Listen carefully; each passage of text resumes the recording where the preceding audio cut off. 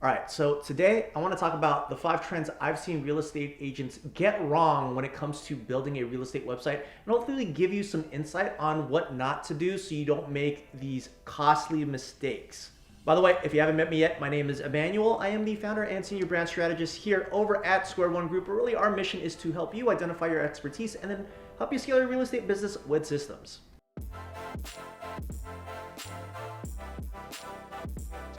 Okay, so topic of today's conversation really came about because of just these conversations, these endless conversations I've been having with real estate agents about their website.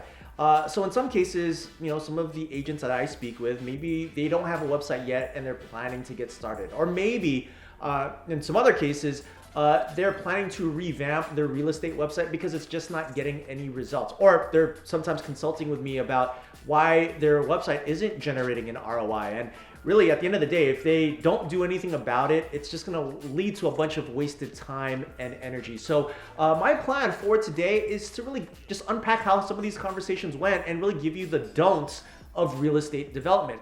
And my hope is that with a little bit of guidance from today's little video, you're going to be able to really easily and quickly create a website and, of course, generate an ROI.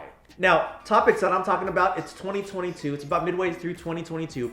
And these are the 5 problems that I've seen agents make or mistakenly make when it comes to building out their websites. And if you solve for these 5 problems, you're going to find that you're going to be able to have a lot more effective website and brand online.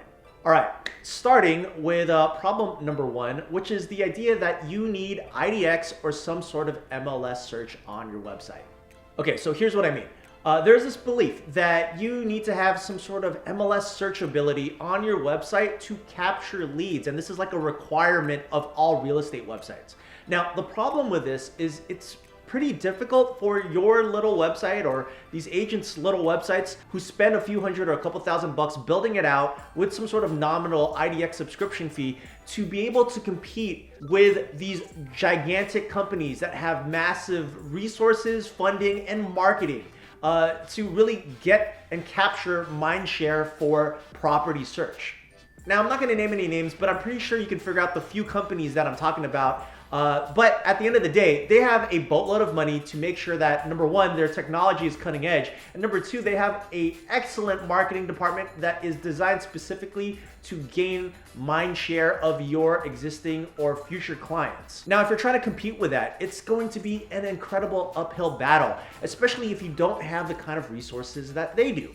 So instead, focus on solving unique problems that your potential clients are facing. Help them understand that there are solutions to the problems that are facing, and it's not just about selling a home or listing a home. There's something really deep in the motivation behind that. Figure that part out, figure out a solution, and then position yourself as the problem solver to that solution.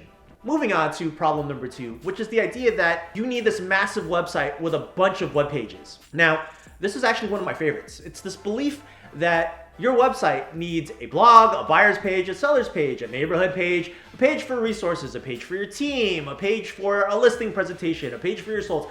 The list can go on and on and on. Now, there's a couple big problems with this kind of belief. Number 1 being that who's going to manage these pages after they're built? Now, if you're like most real estate agents that I speak with, they have a very hard time really managing their time just to focus on creating their own marketing, much less having to worry about upkeep or maintaining web pages on their website or writing a blog post. So these pages, they inevitably end up becoming out of date very, very quickly. And then, of course, number 2 is that these pages, if you're not marketing them, they end up becoming complete ghost towns. Now, this is based off of our anecdotal data. There's a bunch of effort and time that is really created or maybe wasted to pages that get 0 people visiting them. Oh, and I'm also basing this off of our anecdotal data that we've collected with the clients that we help.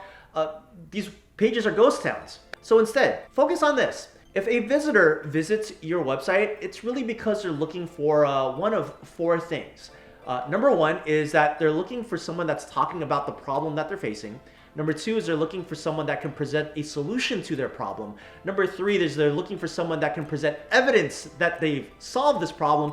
And then, of course, number 4, they're looking for a call to action. a way to get a hold of this person. That's it. That's all these pages or your website really needs to be comprised of. So if you focus on these 4 things, you'll find out very quickly that you can get a lot of results for just creating some simple 1 or 2 page website, instead of thinking that you need hundreds of pages that are not going to get any visitors whatsoever. All right, problem number 3. It's the belief that you still need a contact form on your website.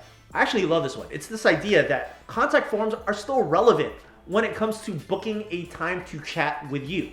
Nowadays, the reality is contact forms, they're spam magnets. There's a lot more people trying to solicit business from you through your contact forms than actual leads trying to chat with you. And also, if you do end up getting a lead through a contact form, you're gonna end up having to chase down this lead to try to have a conversation with them because you really don't know their schedule. So instead, use a calendar app. Now, there are a ton of calendar applications out there. Calendly and Schedule Now are 2 to name a few, but the idea behind this is pretty simple. When a lead schedules a time to chat with you, it locks in a specific time and date for both you and this future potential client to connect based off of your availability. So it solves the problem of 1, dealing with a ton of spam, and 2, chasing down leads to connect with you.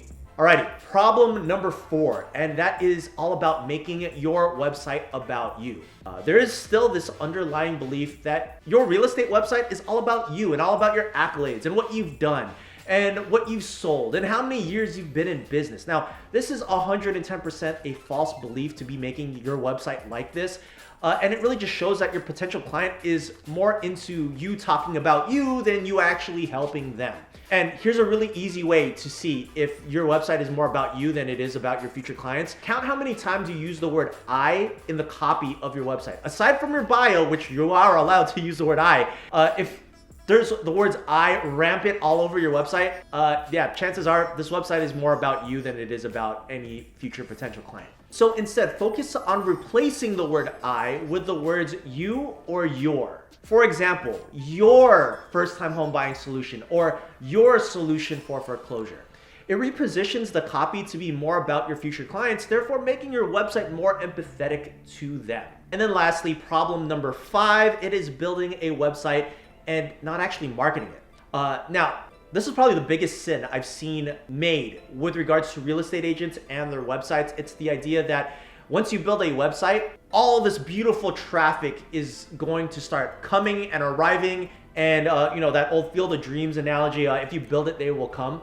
Or maybe it's also this other belief that if you build it, Google's gonna do some magic SEO thing, and all of a sudden you're gonna get a ton of traffic because you're gonna be ranking on search results on Google. Guys, building a website and expecting traffic to magically appear is like opening a brick and mortar shop and expecting customers to magically start walking through the door without telling anyone about it. That's truly a false belief. So instead, if your intention is to build a website, long before you even start the process, really start thinking about how you plan on marketing this website, how you plan on creating an ROI with this website. Is it through postcards? Is it through Facebook ads? Really think about a plan of building traffic to it so that it can start converting that traffic into leads. Now, these are just a few insights I've seen over the many years we've been doing this stuff, really working with agents and teams and brokerages. So I hope some of these little anecdotal experiences will act as a guide for you if you're on this journey of creating your own